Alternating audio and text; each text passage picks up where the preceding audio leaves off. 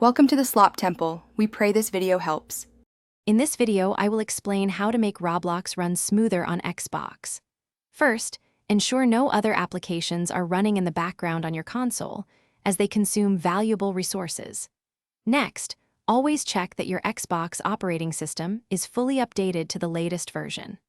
Finally, a simple restart of your Xbox before launching Roblox can often clear temporary glitches and improve overall performance, giving you a much smoother experience from the start. Optimizing Roblox's in-game settings is crucial for smoother gameplay. Start by lowering the graphics quality to reduce the visual strain on your console. Then, decrease the render distance, which limits how many objects load on your screen, significantly boosting frame rates. Additionally, disabling non-essential visual effects like shadows and complex textures can free up processing power, making your Roblox experience noticeably more fluid and responsive during intense gameplay sessions.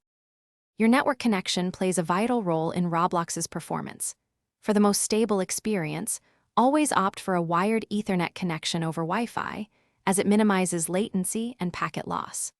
Confirm your internet speed meets the recommended minimum, ideally at least 3 megabits per second for downloads.